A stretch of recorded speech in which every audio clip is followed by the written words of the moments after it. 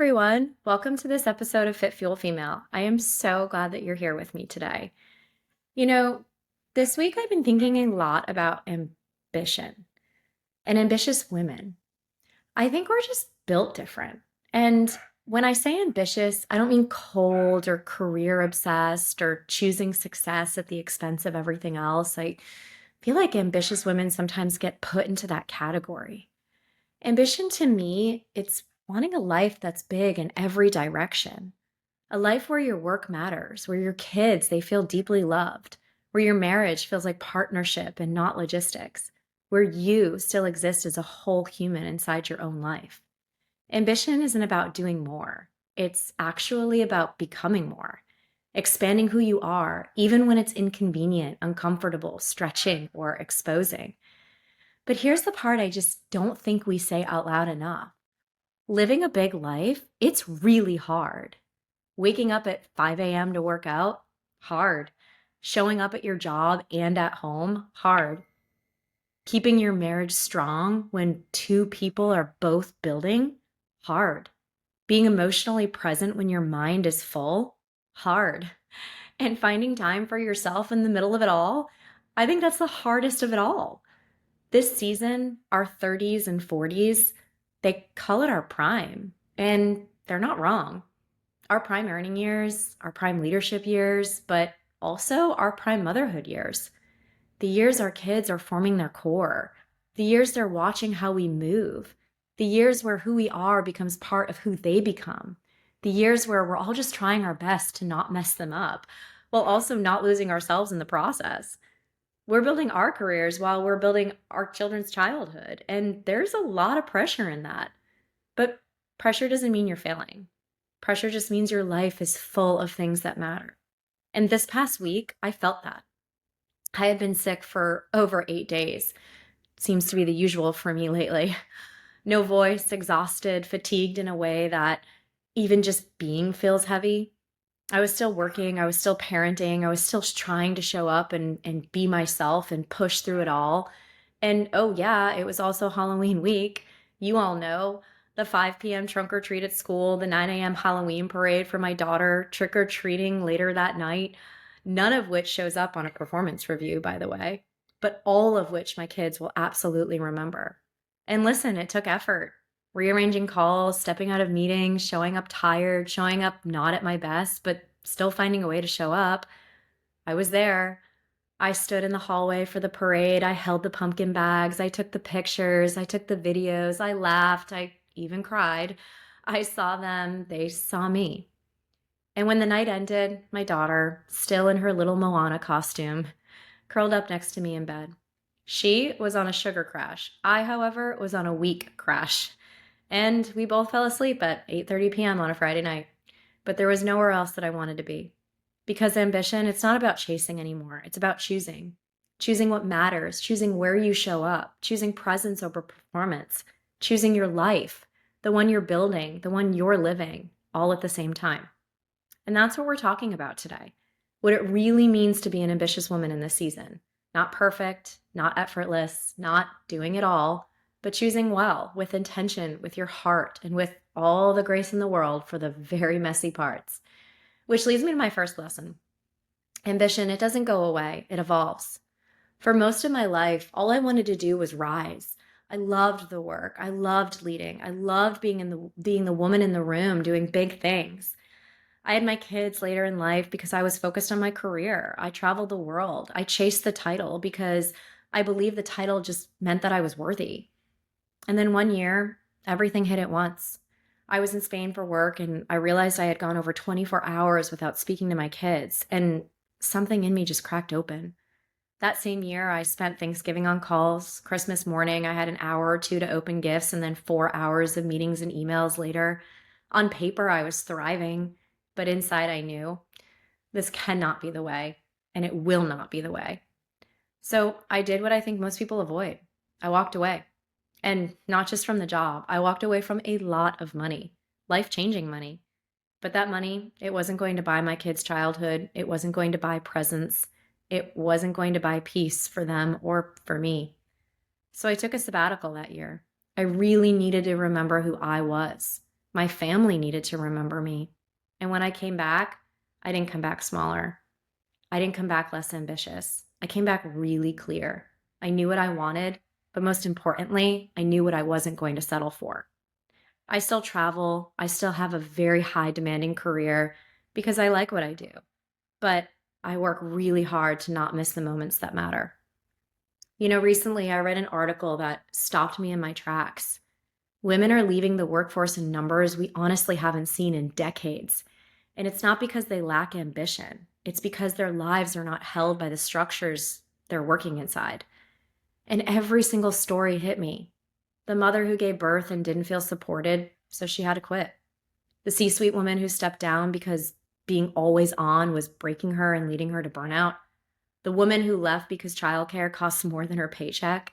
The woman caring for aging parents and small children while also trying to maintain a full time career. The woman drowning in mom guilt and the pressure to be everything, everywhere, to everybody all at once. I saw myself in every single one of them because I am the high powered exec. I am the woman who started her career while her mother was seriously ill. I am the new mom who returned to work 3 months postpartum, trying to pump between meetings and just act like nothing had changed. I know what it feels like to be needed everywhere and by everyone, to love every part of your life and still feel stretched to the edge of yourself. So I want to be clear. I don't think women are losing ambition. I just think we're rejecting versions of success that require us to lose ourselves. And when I walk into rooms now, I see it. I see women enter their career with fire, with drive, with talent and passion and heart and excellence. But then slowly they fade. Not because they can't, but because they don't see a version of success that allows them to be ambitious and whole, which is honestly why I'm here. It's why I'm doing this. I will not be the woman who makes it and stays quiet. I will be the woman who stands in the doorway and says, come on in, because we can. We can lead, we can mother, we can love, we can build big, meaningful lives without burning ourselves out to do it. My ambition, it hasn't faded. It's evolved. It's gotten wiser. It's more grounded. And honestly, it's mine. Ambition isn't about chasing anymore. It's about choosing what matters, choosing how you show up, choosing the life that feels like yours. Which leads me to my next lesson. You get to choose what ambition looks like now.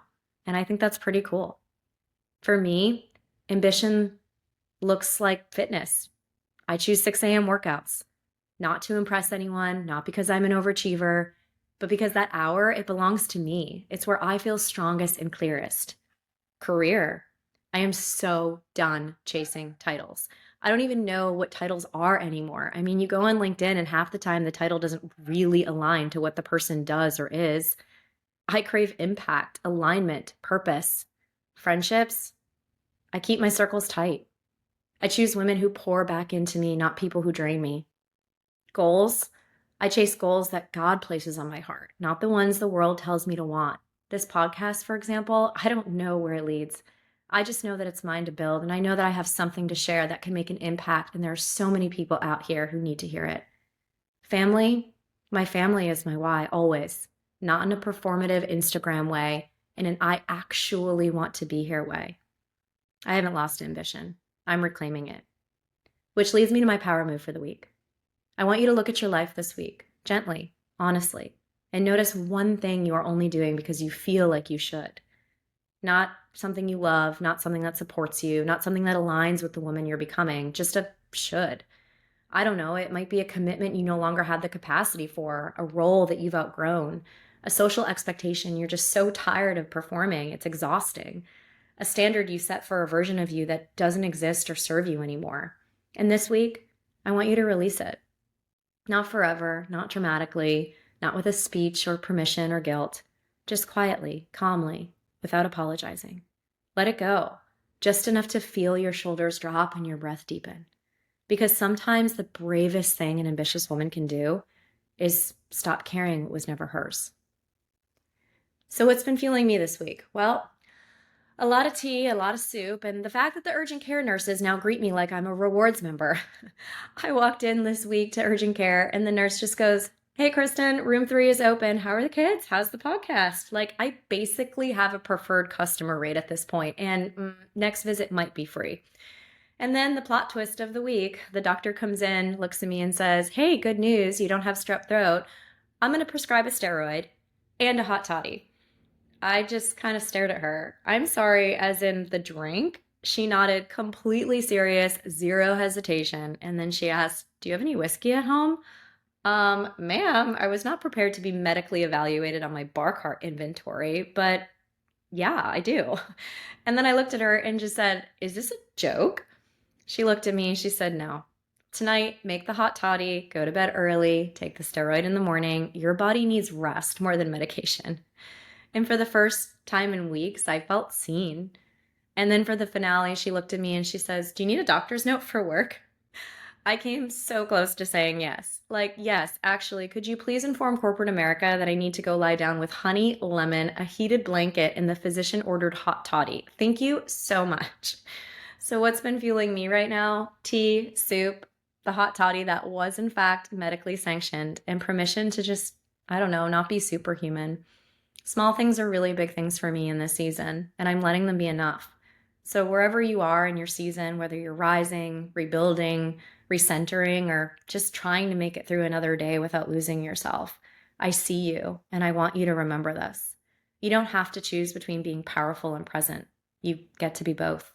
You don't have to choose between being ambitious and being loving. You get to be both. You don't have to choose between a big life and a full heart. You actually get to have all of it. Because, girl, you are never too much. You are always made for more. If this episode resonated with you, I kindly ask you to please like, comment, subscribe, and share. That is the way that this message gets out to all of us who need to hear it. In the meantime, stay fit, stay fueled, stay fierce, and I cannot wait to see you next week.